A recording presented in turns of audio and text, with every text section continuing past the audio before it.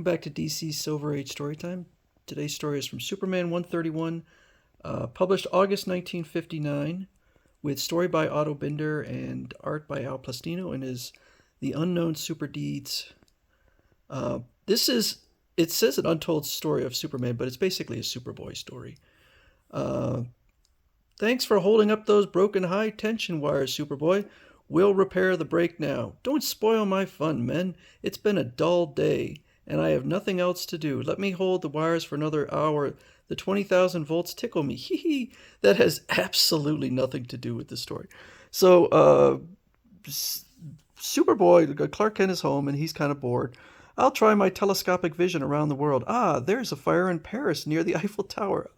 This is going to be over and over again where he's like, oh, look, a tragedy. Oh, darn it, the firemen are already there. A big avalanche of snow in those mountains, but there's no town or cabin in its path. I think there's a condition called Munchausen by proxy that he might suffer from. I've checked all over, but I'm not needed anywhere. Wait, my super hearing just picked up a cry. Help! So, me fell. Well, actually, it looks like you're still falling. That tot fell down an abandoned dry well. Luckily, he landed unhurt on soft dirt, so he flies out there. I could just fly there, of course, to save that child, but I'll do it the hard way, just to make things interesting. I use that leaning tree as a diving board. Okay, and he digs up some coal for some miners, and he spots some skeletons. He's really this is a lot of padding in this story. So he rescues the boy. I guess he was this red-headed tot.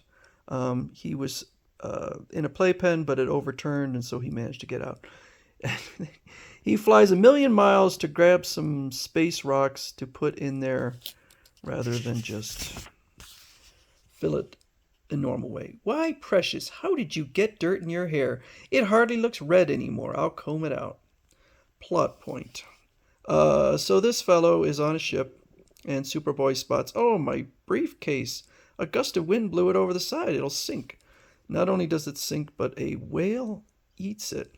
Luckily, he didn't swallow the briefcase, as my X-ray vision shows. It hooked his teeth, but I can't force the whale's mouth open without hurting it, so he grabs this bit of mast and tickles the whale, causing him to cough up the briefcase. Then Superboy uses a volcano to dry the papers. Oh, but it's just the man was a reporter, and it's his story, so it's not that important, I guess. But he puts the briefcase. I don't know why he does it. He puts the briefcase on a piece of driftwood and sends it, and my briefcase, dry and unharmed. It must have fallen in this debris instead of sinking in the water. How about that? And the initials are PW. Another plot point. He's flying along and he hears this eek. Oh! So these kids are playing a game called Teen Guessing Party. Now for the guessing game. We don't know each other with the masks on. Each one will give a clue to his name with a charade. I don't know if this was a game in the 50s. It seems like most people would be able to tell based on voice and just the shape of the body. She's roaring like a lion. She pulled out her hair like a mane. Aha! If her last name rhymes with that, we know her. She can unmask, so her name rhymes with mane. But her mask is stuck on her head. I'll heat it up gently with my X-ray vision, just enough to make it expand a bit so she can remove it. Jeepers! My X-rays have no effect. Then the mask is made of lead. That seems unlikely. I can't even see her face underneath. So, see, this is inconsistent.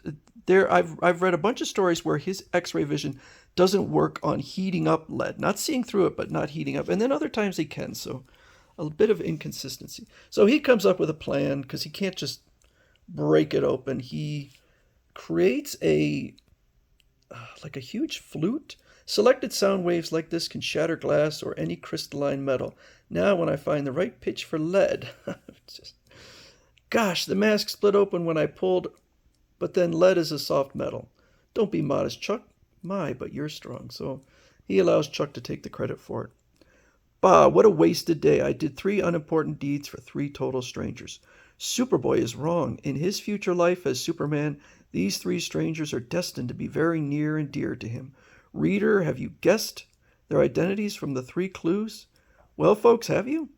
Hi, little Jimmy Olsen. You know me, your neighbor next door. Oh, is that red-headed, freckled boy was Jimmy Olsen.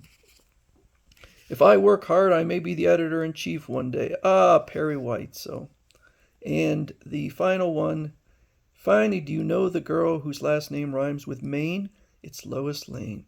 Yes, in later years, those 3 will become Superboy's closest friends when he grows up to be Superman.